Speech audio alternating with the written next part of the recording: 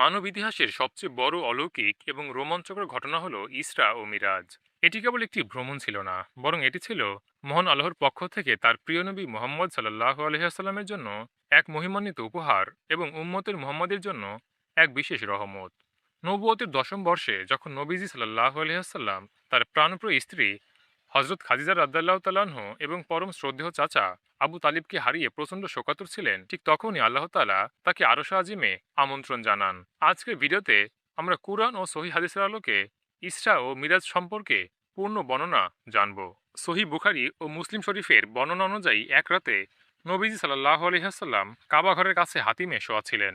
জিব্রাইল আলাইহিস সালাম এসে তার বক্ষ মোবারক বিদীর্ণ করেন এবং জমজম পানি দিয়ে ধুয়ে ঈমান ও হিকমতে পূর্ণ করে দেন। এরপর তার জন্য নিয়ে আসা হয় জান্নাতি বাহন বোরাক। এটি ছিল বিদ্যুৎ গতির একটি সাদা রঙের পশু, যার দৃষ্টি যেখানে যায় তার কদম সেখানে পড়ে। নবীজি সাল্লাল্লাহু আলাইহি ওয়াসাল্লাম মক্কা থেকে চোখের পলকে ফিলিস্তিনের বাইতুল মুকদ্দাসে পৌঁছান। সেখানে তিনি তার বাহনটি বাঁধেন এবং মসজিদে প্রবেশ করেন। সেখানে পূর্ববর্তী সকল নবী রাসূলগণ উপস্থিত ছিলেন।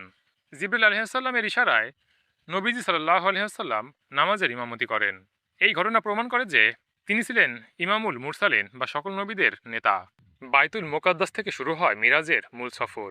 প্রথম আসমান, এখানে হজরত আদম আলাইহিসসালামের সাথে সাক্ষাৎ হয়। তিনি নবীজিকে দেখে অভ্যর্থনা জানান। দ্বিতীয় আসমান, এখানে হজরত ইয়াহিয়া আলাইহিসসালাম ও হজরত ঈসা আলাইহিসসালামের সাথে দেখা হয়।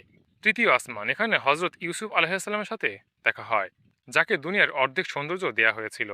চতুর্থ আসমান, এখানে হজরত ইদ্রিস আলাইহিসসালামের সাথে দেখা হয়। পঞ্চম আসমান, এখানে হজরত হারুন আলাইহিসসালামের সাথে দেখা হয়। ষষ্ঠ আসমান, এখানে হজরত মুসা আলাইহিসসালামের সাথে দেখা হয়।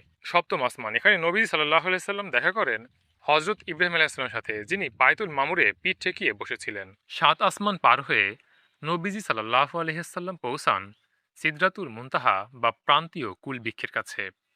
এটি এমন একটি সীমানা যার পর আর কোনো সৃষ্টির প্রবেশাধিকার নেই। জিব্রাইল আলাইহিসসালাম সেখানে থেমে গিয়ে বলেন, হে আল্লাহর রাসূল, এরপর আমি গেলে আমি পুড়ে ছাই হয়ে যাব। এখান থেকে আপনাকে একাই যেতে হবে। এরপর নবীজি সাল্লাল্লাহু আলাইহি ওয়াসাল্লাম আল্লাহর আরশে আজিমে পৌঁছান।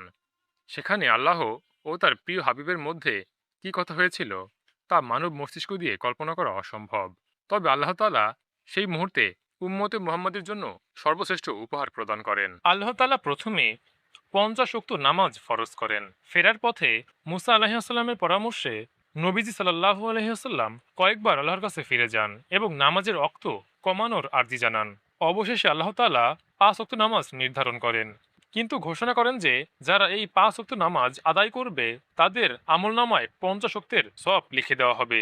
সুবহানাল্লাহ। মিরাজ চলাকালে নবীজি সাল্লাল্লাহু আলাইহি ওয়াসাল্লামকে জান্নাত ও জাহান্নাম দেখানো হয়।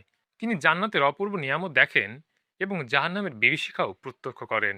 তিনি দেখেন যারা গীবত করত তারা নিজেদের নখ দিয়ে মুখ আঁচড়াচ্ছে, যারা এতিমের মাল ভক্ষণ করত তাদের শাস্তি হচ্ছে। এই দৃশ্যগুলো বর্ণনা করে তিনি পরবর্তীকালে উম্মতদের সতর্ক করেছিলেন। সকালবেলা যখন নবীজি সাল্লাল্লাহু আলাইহি ওয়াসাল্লাম এই সফরের কথা কাফেরদের জানান, তারা উপহাস করতে শুরু করে। তারা বলল, এক রাতেই মক্কা থেকে ফিলিস্তিন হয়ে আরশে ঘুরে আসা অসম্ভব।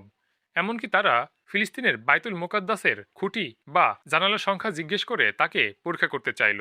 আল্লাহ তাআলা নবীজির সামনে বাইতুল মুকাদ্দাসের দৃশ্য তুলে ধরেন এবং তিনি প্রতিটি প্রশ্নের নির্ভুল উত্তর দেন। কিন্তু আবু বকর রাদিয়াল্লাহু তাআলা আনহু কোনো প্রমাণ ছাড়াই তা বিশ্বাস করেছিলেন, যার কারণে তাকে সিদ্দিক উপাধি দেওয়া হয়।